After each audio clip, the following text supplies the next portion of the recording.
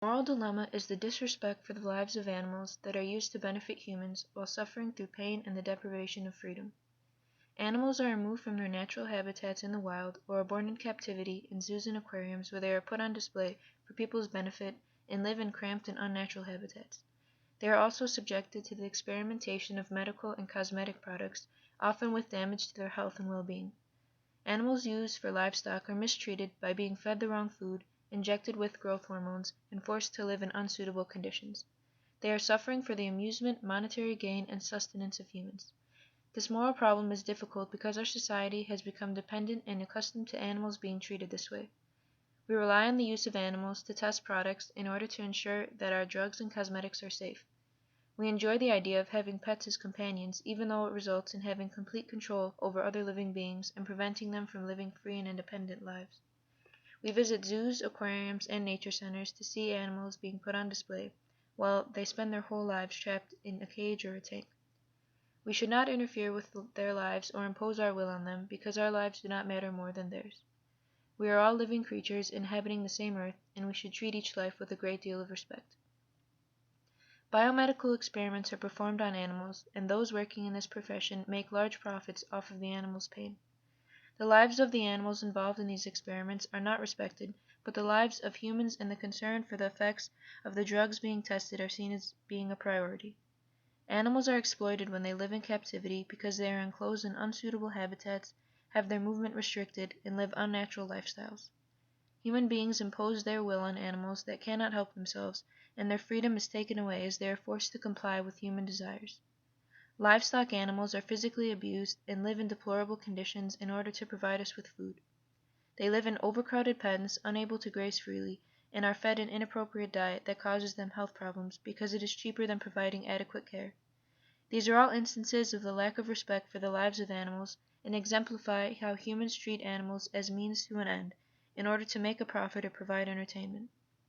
One could argue that testing drugs on animals before allowing humans to use them is necessary for the safety of people's health. One could also argue that animals living in captivity live better lives, have access to medical care, and are less likely to go extinct. While these are all valid points, they all display that our society generally prioritizes the health and quality of life of humans over those of animals. It is clear that people believe that our happiness has a higher value than animals' happiness. Utilitarians defend that we should make moral decisions and behave in a way that increases happiness and decreases unhappiness for the greatest amount of living creatures.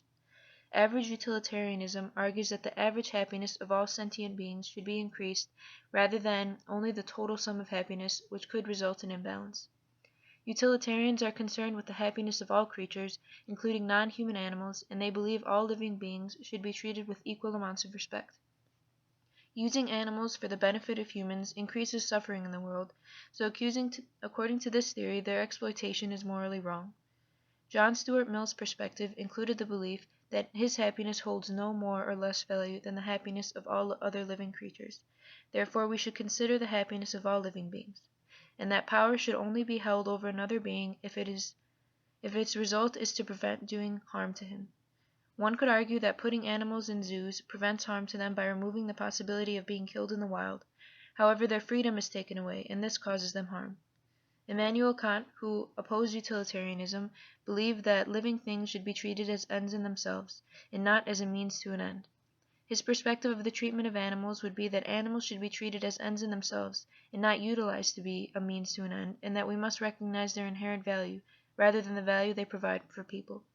Kant and Mill would agree with me because they also feel that it is morally wrong to treat other beings as means to an end, to inflict harm on others, and to respect human happiness more than the happiness of non-humans. I arrived at my position on this issue by reflecting on the deprivation of freedom animals experience when they are pets and neutered and encaged. They also experience this when they live in captivity or have products tested and experiments performed on them. It is not morally right that the lives of animals are seen as less valuable than humans because all living beings must coexist, and non-humans should not be mistreated for the benefit of humans. This problem could be solved by using taxidermied animals in museums to teach people, rather than forcing living ones to be on display at the expense of their happiness and comfort.